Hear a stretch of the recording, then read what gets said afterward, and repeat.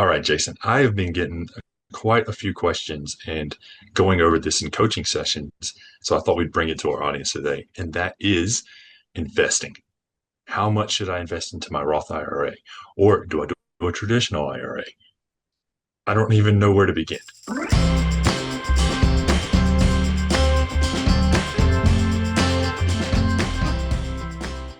So, Jason, with that being said, what are the first steps of Yeah. investing? So it's really interesting because everybody wants to know about investing, right? We're told from very young, you got to invest your money, invest your money, invest your money, which is totally true. The earlier you start, the better off you're going to be. But there are certain things that you have to know before you invest so that you don't make the same mistakes that most people make at the beginning, and then you actually kick yourself at the end. So start off with a couple of warnings, some preambles, like what are the guidelines that we use when it comes to investing? The first thing we wanted to say, and I will say it for Mike because this is Mike's thing. He will hammer this until there's nothing left. Do not invest in anything if you do not understand it. If you cannot explain it to a teenager, you don't understand it. So don't invest in it unless you understand it fully. That's the first thing. And then our guidelines, Mike, what do we always say? What is our process when we talk about the 5 steps to financial freedom? What is our process? We're always going to say to people, here's the process to do that. So before we get to investing, lay it out for us. Yeah, that's it. We want you to have a starter emergency fund up to 1 month of expenses. Number two is to get out of all of your debt except for your mortgage. And then number three is to have a fully funded emergency fund of 3 to 6 months of your expenses before you get to step four, which is 10 to 20% of your income going towards investing. And then number five, real quick, is to pay off your house early. Yeah. The idea behind that is not because we want to set up a bunch of rules for you. The rule behind that is because if you do these things out of order, you'll never do anything really substantial with your money. There's too many other things that happen in life. So if you start investing before you have an emergency fund or before you're out of debt, bad things can happen and you can't touch your investments or they went down and now you're further in debt, like all kinds of different things. So that's why we have that step-by-step process in there for you. Okay. You also have to understand like the fees and the structure and how much you're paying your advisor or your broker versus you doing it on your own, all that kind of stuff.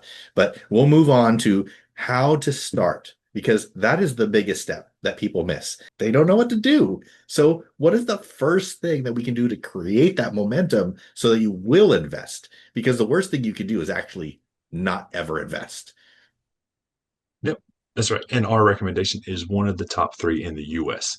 That's Vanguard, Fidelity, or Charles Schwab. And that what I mean the top three is brokerage accounts, right? Those are the most well known.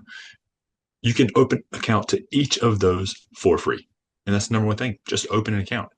Then by opening an account, you get to choose which platform you like using.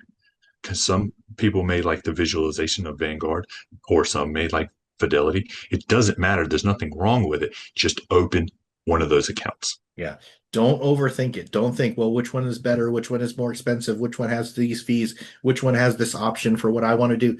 Like truly, like you can always change it. You can always change That it, but just Yep. start. So open the account. You don't even have to fund it yet. Open the account first. Step one, right? We baby step into almost everything, right? You remember the movie, What About Bob? Baby step to the elevator, baby steps in the elevator, like all those things. This is just you open the account so you can create that momentum. And once you got the momentum, then we're going to fund that account, right? We have to figure out you can't fund anything if it's not open.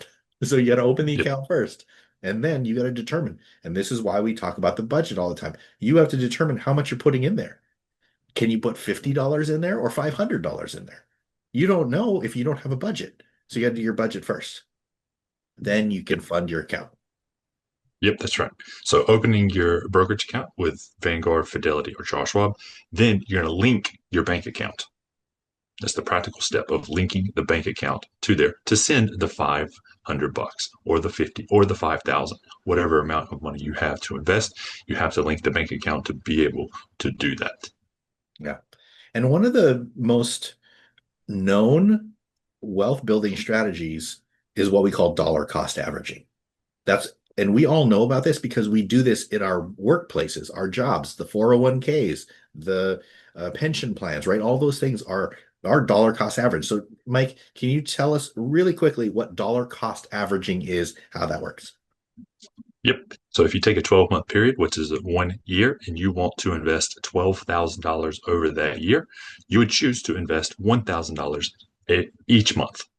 So as the market rides a roller coaster, right, we see the ups and downs, or at least we hear about them on news or social media. When it's higher, we buy less shares, but when it's lower, we buy more shares. And each month, each day it changes. And so the price of what you get in January is going to be different than in February, come March, April, May. Yeah. And it's in line with our paychecks. We usually get paid every single month with a job.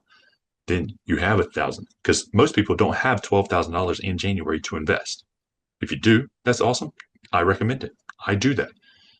But if you don't, then you take the $1,000 each month from your paycheck as time goes by. Yeah. And if you get paid twice a month, then it's 500 every, whatever. You just split it up into however many paychecks you have. And that's the dollar cost averaging into our 401ks.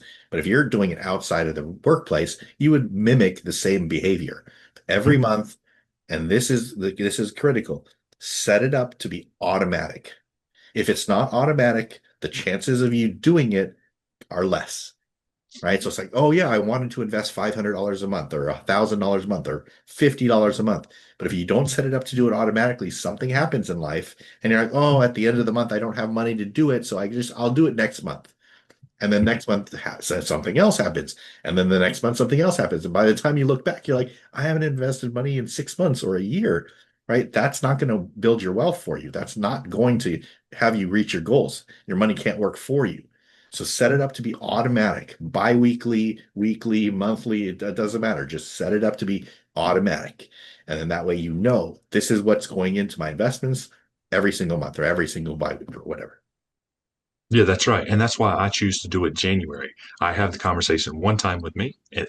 Back to this numbers example, 12,000 goes into my wife and I's retirement account, right? Because we also made the choice between retirement and non-retirement, Mhm. right? So that's another step. We choose retirement, and that's where we fund. I only have to have that conversation with myself once because I don't have a regular paycheck, which I quite enjoy, and all that money goes in at one time. So I don't have to forget to invest come March, Yeah. April, May, or skip. Yeah.